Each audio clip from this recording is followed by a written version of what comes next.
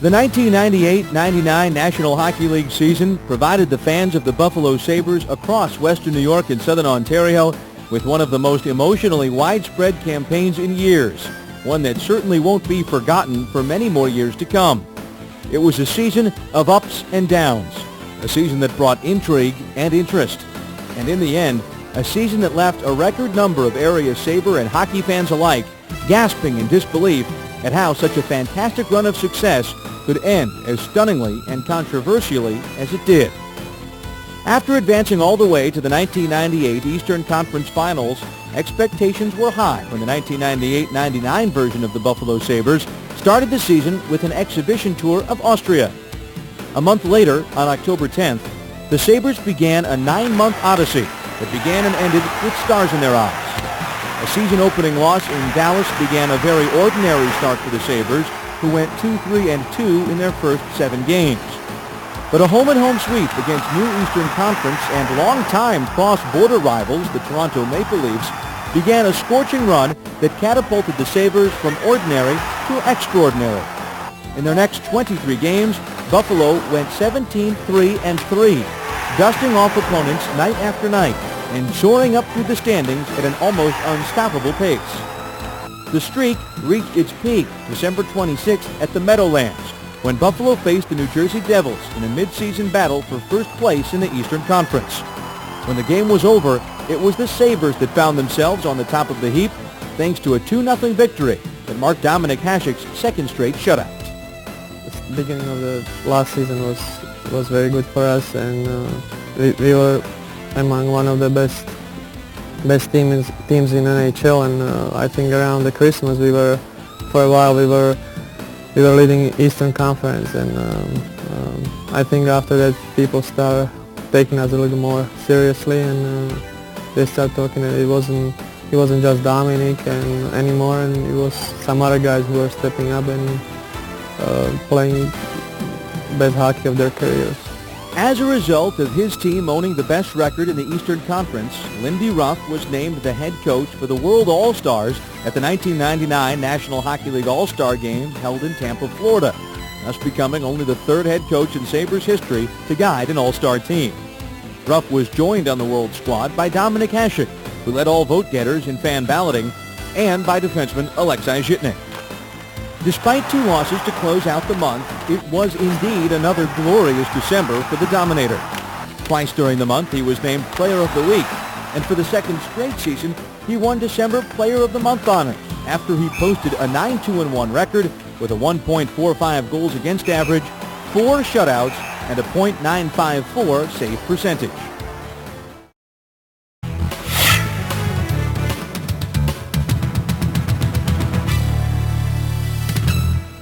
The Sabres found themselves among the NHL's best in the calendar year of 1998. In 75 games, Buffalo posted a 41-18-16 mark for a .653 winning percentage, which stood second best in the league. But a new year brought with it new challenges. The great first half of the 1998-99 season was nearly forgotten as the Sabres struggled through the dog days of a grueling NHL schedule. The slide lasted the better part of 3 months, saw the Sabres fall from comfortably in the playoffs to teetering dangerously close to missing the postseason altogether.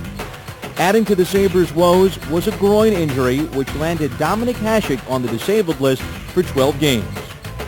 We were right there in the top of the league, and I don't think we handled it properly. And we had a young team, and it's to be expected that you're going to struggle at some point throughout the year. And fortunately for us, we had enough cushion that we had the luxury to struggle through some times and learn a few things before we had to bear down for the crunch playoff race. The Sabres' inconsistent performance in the second half identified that changes had to be made in order to send the team heading towards the playoffs with renewed energy. The first move occurred before the March 23rd NHL trade deadline, when disgruntled forward Matthew Barnaby was sent to the Pittsburgh Penguins in exchange for forward Stu Barnes. Deadline day saw 3 more trades. Joey Juneau, who scored the overtime winner that eliminated the Sabres in the 1998 Eastern Conference Finals, was acquired from the Washington Capitals for prospect Alexei Tesakov. Rhett Warner arrived from the Florida Panthers in exchange for Mike Wilson, and Derek Plant was traded to the Dallas Stars for a second-round draft pick. At the time, we started losing a couple games, and something that we hadn't done in quite some time, losing 2 and then 3 in a row. Ottawa and Toronto continued to win, so there's some pressure put on us there to continue to perform. And sometimes when you go in skids like that, a lot of people play out of the system, trying to do things themselves to fix the problem when it's the basic things that usually fix it. And and then sometimes when that happens, you get guys going in the wrong direction. And I think once the changes were made and we brought some guys in that we're going to go in the same direction as everybody else, things started to turn around. The trades that were made with those assumptions in mind that chemistry was important, that the players coming in had to be prepared to put the team first. Their own personal goals had to come in behind the team.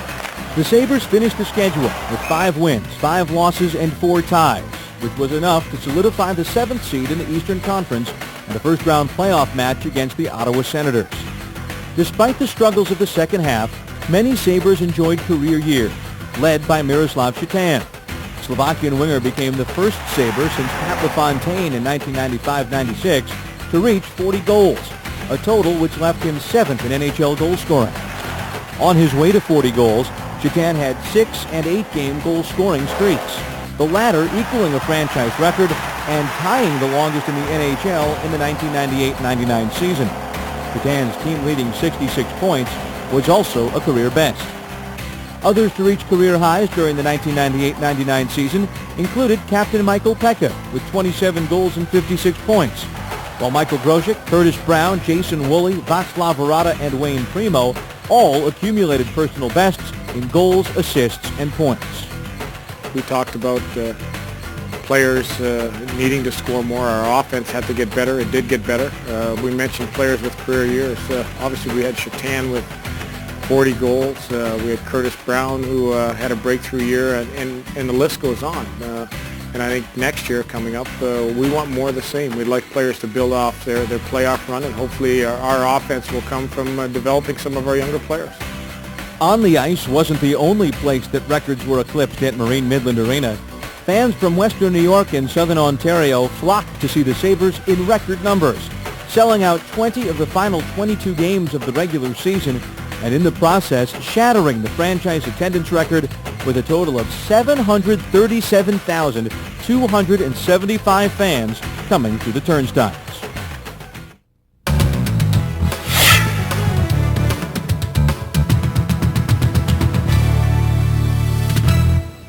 The Sabres were clear underdogs when they traveled to the Corel Centre in Canada, Ontario to face the Ottawa Senators in the opening round of the 1999 NHL playoffs.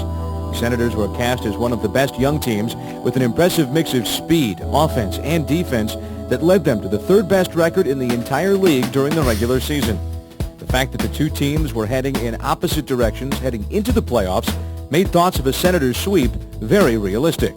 Game 1 of the Eastern Conference quarterfinals was classic Hasek. Alfredson got it and Barcelo shot right up. Hasek makes the save. He just robbed Yashin blind.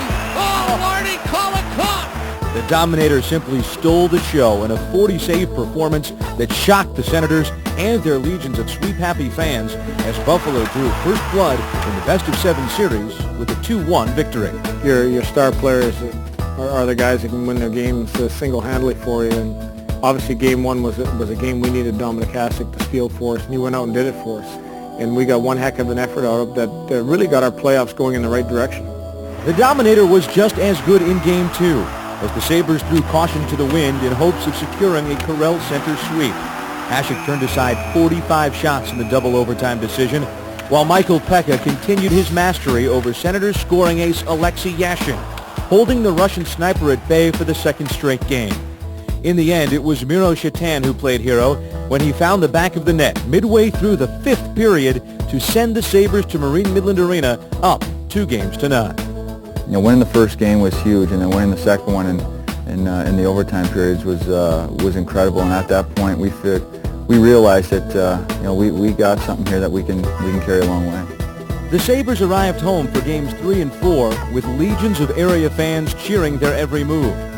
The storylines developed in Ottawa continued to ring true at Marine Midland Arena. The Dominator posted his 4th career playoff shutout in a 3-0 Buffalo win in Game 3.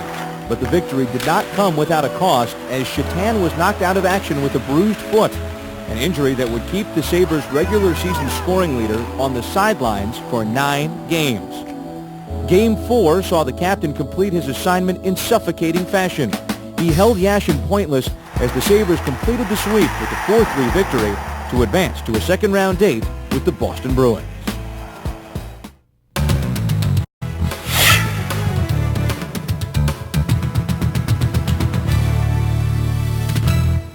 An old rival greeted the Sabres in the Eastern Conference semifinals. The Boston Bruins represented a familiar opponent when it came to the Sabres and the postseason, with the Bruins dominating the decisions back in the 1980s. 5 of the previous 6 times the two teams met in the playoffs resulted in Bruins victories, the lone exception being their last playoff meeting in 1993, when Brad May's memorable goal completed a Sabres sweep. Well, I think from my point of view, there was a lot of bad memories going up against Boston, and there was some history. Obviously, there was some personal vindication that I wanted to carry through with, that I wanted to see our team beat Boston. The first 2 games held at the Fleet Center in Boston were hard-hitting, nasty affairs that rekindled the rivalry.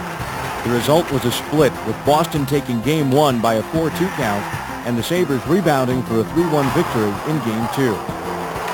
Buffalo was less than spectacular when the series arrived at Marine Midland Arena for Game 3, but their collective resilience and determination would not accept failure. Goals by Rhett Warner and Dixon Ward sparked a third-period comeback and carried Buffalo to a key 3-2 victory and a 2-1 advantage in the best-of-7 series. Dixon Ward from his 2 line mates, and the Buffalo Sabres have regained the lead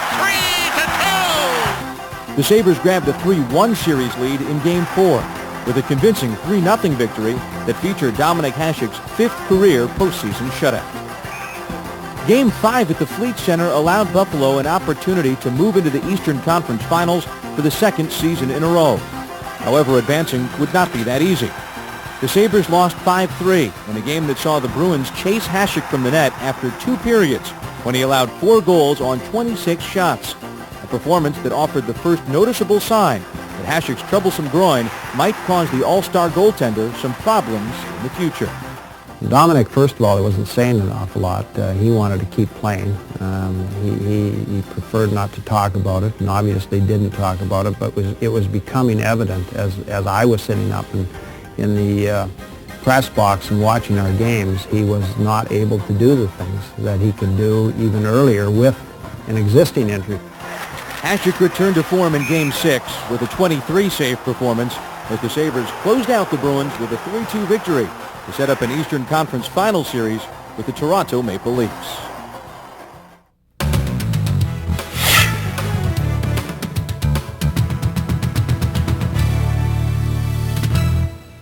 Western New York and Southern Ontario went absolutely cup crazy as the Sabres and the Toronto Maple Leafs prepared to meet in the NHL playoffs for the first time ever in a battle for the Eastern Conference Championship. The best-of-7 showdown was quickly dubbed the QEW Series, and to celebrate the occasion, Sabres chairman of the board, John Regas, and Maple Leafs president and general manager Ken Dryden met atop the Peace Bridge to raise the flags of their respective teams.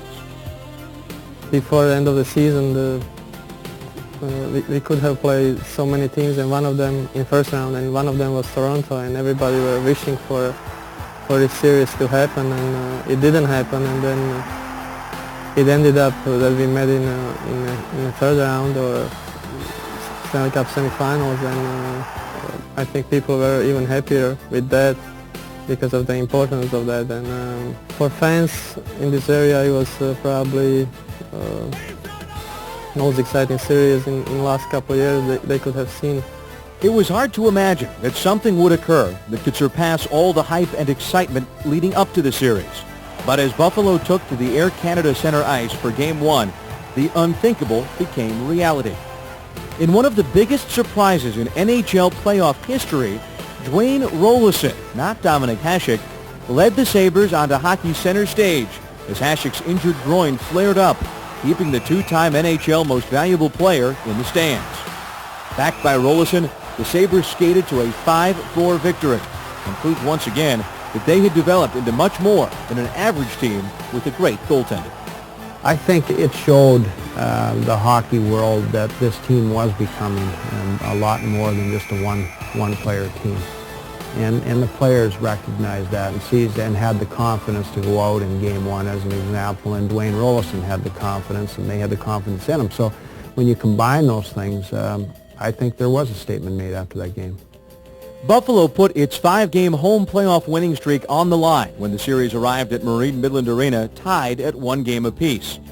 The game marked the return of both Dominik Hasek and Miroslav Shatan, who had been out of the lineup since suffering a bruised foot in the 3rd game of the Ottawa series. Both paid dividends. Hasek made 24 saves, and Shatan netted the first goal of the game as Buffalo skated to a 4-2 victory and a 2-1 lead in the series. The Sabres moved to within 1 win of the Stanley Cup Finals 2 days later when Rob Ray scored for the first time in 111 games, a goal that turned out to be the game winner in a 5-2 victory. Game 3 and 4 against Toronto at home, I thought were probably 2 of our best playoff games. We rattled off a flurry of goals in the one game, and then I think in the middle of that, Rob Ray scores, and that pretty well summed it all up for us, that things were really going well for us. Our key people were back in the lineup. The crowd was behind us, and we had this building just rocking. 24 years of frustration came to an end in Game 5 at the Air Canada Centre as the Sabres became the first team to qualify for the Stanley Cup Finals with a narrow 4-2 victory. Despite the thrill of the victory, Buffalo captain Michael Pekka hardly acknowledged the Prince of Wales trophy presented to the Eastern Conference champion. A more treasured and majestic prize was now clearly within reach. And the Buffalo Sabres, for the first time in 24 years, are heading to the Stanley Cup Final.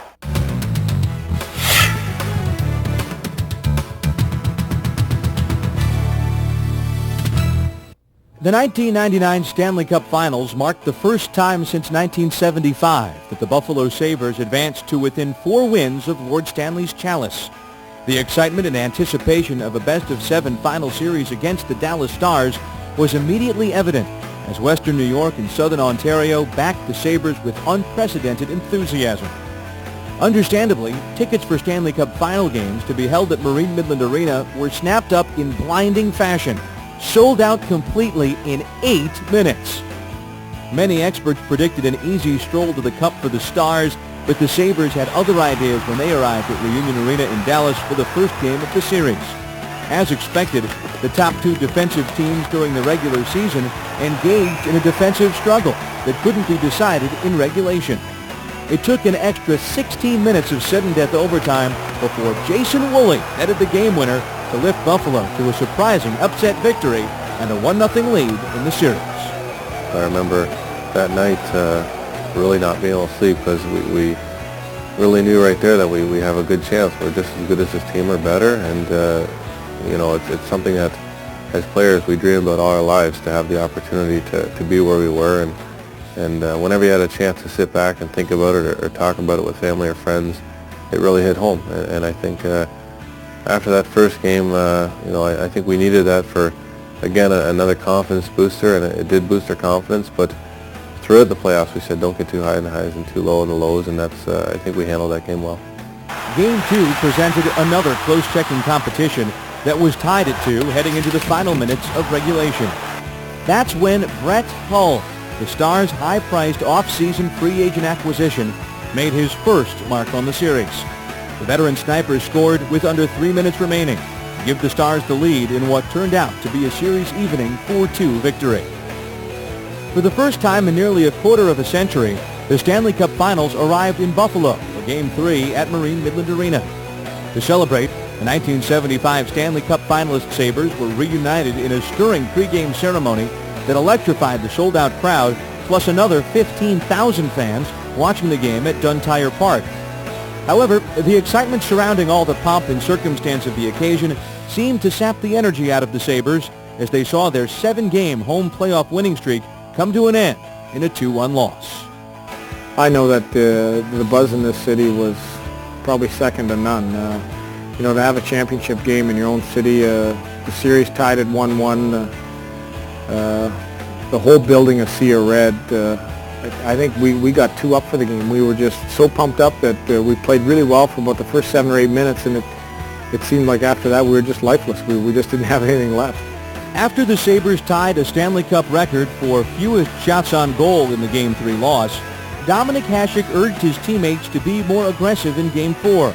The challenge allowed the Stars 31 shots, but Hasek was at the top of his game, and Dixon Ward and Jeff Sanderson scored unassisted goals, leading the Sabres to a 2-1 victory that evened the series at 2. Another smothering defensive performance greeted the Sabres when they arrived back at Reunion Arena for Game 5. Ed Belfour made 23 saves for his 3rd shutout of the playoffs as the Stars moved to within 1 win of their first Stanley Cup title in franchise history. But if there was a game in the Stanley Cup Finals that displayed just how closely the Sabres and Stars were matched, it was Game 6, a classic battle that will go down in the annals of NHL history for its excellence, its longevity, and its controversial conclusion. Yuri Letman and Stu Barnes traded goals in regulation time before the game came to a shocking conclusion with 5:09 remaining in the 3rd overtime period, when Brett Hull scored the goal that will not soon be forgotten. In deflected right on. Oh, rebound. They score! Finally chipped into the net, and the Dallas Stars have won the Stanley Cup. The disappointment will never ever go away, I don't think.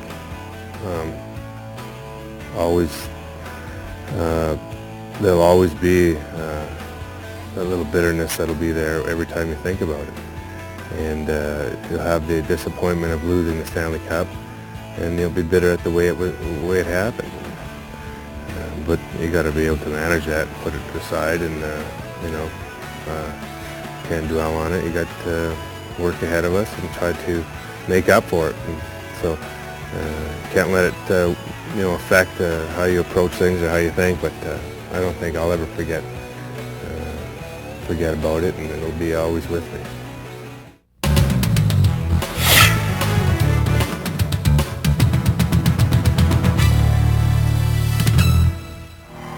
More than 25,000 Buffalo Sabres fans from Western New York and Southern Ontario showed up in full force to show their support at a rally for the Sabres held at Niagara Square following the conclusion of the Stanley Cup Finals.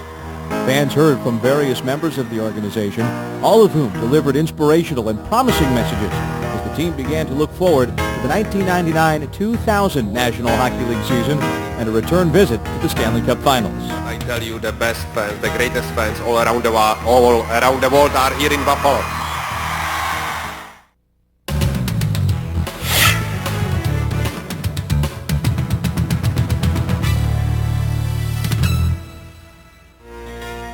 As has usually been the case in recent years, the Buffalo Sabres were well represented at the 1999 NHL Awards banquet held at the Air Canada Centre in Toronto.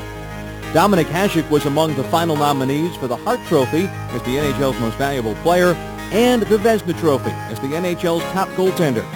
Captain Michael Pekka was a finalist for the Selke Trophy as the league's best defensive forward. While Hasek missed out on his 3rd straight Hart Trophy, he was voted the Vezina Trophy winner for the 5th time in the last 6 years. Pekka was edged out in the Selke voting, and Rob Ray was also part of the celebration, formally presented the King Clancy Memorial Trophy, awarded to the player who best exemplifies leadership qualities on and off the ice, and who has made a noteworthy humanitarian contribution in his community.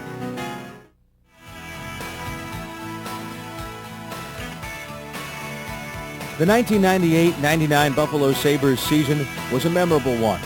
The young team that surprised many by advancing to the 1998 Eastern Conference Finals matured, developed, and overcame adversity to exceed expectations, bringing fans in Western New York and Southern Ontario closer to a Stanley Cup than they have ever been before. The 1999-2000 National Hockey League season will surely provide the same type of excitement and intrigue.